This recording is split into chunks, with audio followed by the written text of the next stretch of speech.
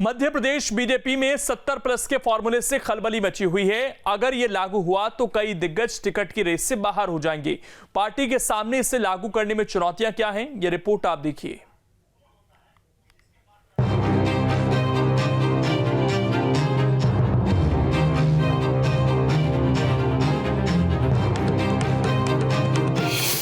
BJP में 70 plus फॉर्मूले की चर्चा, दिग्गजों के टिकट पर खतरा।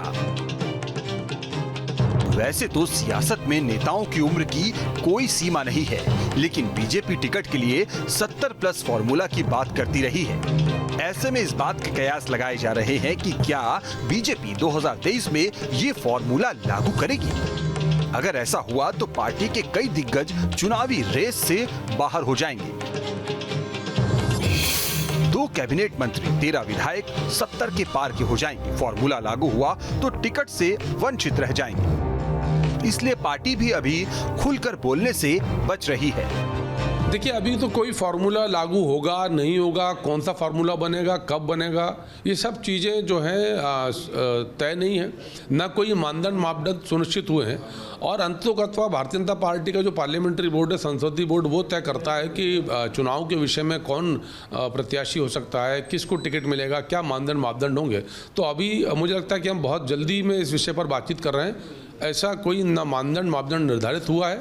आगे भविष्य में संसदीय बोर्ड तय करेगा क्या प्रक्रिया होगी। देखिए, भारतीय जनता पार्टी दोहरे चरित्र की पार्टी है। जिसको बाहर करना उसको फार्मूले में ले आती है, जिसको देना उसको फार्मूले के अंदर ले आती है।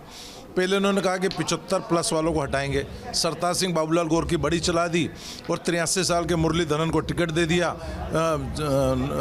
येदियुरप्पा जो 84 साल के, उनको मुख्यमंत्री बना दिया। अब जिनको हटाना था इस आड़ में हटा दिया। आप कह रहे हैं परिवारवाद नहीं चलेगा, वंशवाद नहीं चलेगा, जिला अध्यक्ष नहीं चलेंगे, 70 के बाद के नहीं चलेंगे। तो अभी भी जिसको देना होगा उसे योग्य बता दिया जाएगा।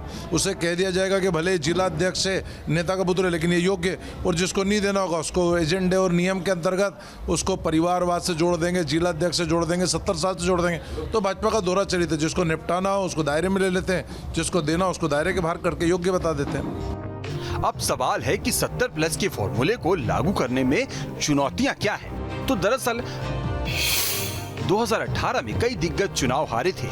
अपने इलाके में वो फिर से सक्रिय हैं। 2023 में उनकी उम्र 70 साल से ज्यादा होगी। टिकट कटने की स्थिति में गुटबाजी की आशंका रहेगी। भाजपा चुनाव को लेकर के लगातार प्रयोग करती रही है, कर रही है,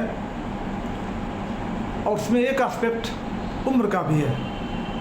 बहुत पहले पार्टी निश्चय कर लिया था कि 75 वर्ष से ज़्यादा जो भी कार्यकर्ता या नेता है वह ऐसे पदों पे नहीं रहेंगे जहाँ पे आपको एक्टिव काम करने की ज़रूरत है। और देखा जाए उसकी शुरुआत मध्य प्रदेश से ही हुई थी, जहाँ बाबूलाल गौर जो स्वर्गीय हैं, ऐसा लगता है कि पार्टी उस उम्र के जो पैमाने हैं उसको पैमाना है उसको नीचे ला रही है। और हो सकता है, और जैसा इंडिकेशन भी मिल रहा है कि अगले चुनाव में जो 2023 का मध्य प्रदेश में होने वाला है, पार्टी ऐसे प्रत्याशियों को, ऐसे लीडर्स को, वर्कर्स को टिकट ना दे। हालांकि 2018 में भी पार्टी ने इस फॉर्मूले को लागू करने का दावा किया था। बावजूद इसके 70 प्लस 9 नेताओं को टिकट मिला था। इनमें से 4 ही जीत पाए थे। अब सवाल है कि आखिर बीजेपी 70 प्लस फॉर्मूले की बात क्यों करती है? तो इसके कई कारण हैं। मसलन 2018 तक पार्टी में पुराने नेताओं का दबदबा था। छत्रपों की मनमानी दिखती थी। नए लोगों को मौका नहीं मिल पा रहा था। दूसरी पीढ़ी तैयार नहीं हो पा रही थी, इसलिए पार्टी ने उम्र की पाबंदी लगाई। हालांकि अभी तक ये बातों में ज्यादा दिखता रहा है, अमल में कम आ पाया है। बावजूद इसके 2023 में 70 प्लस वाले नेताओं के लिए खतरे की घंटी तो है ही।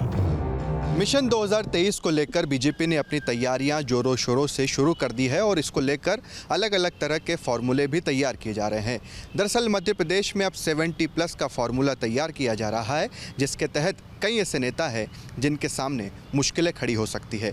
हालांकि कांग्रेस का कहना है कि बीजेपी को जिस भी नेता को हटाना होता है उसे लेकर एक नया फार्मूला तैयार कर देती है।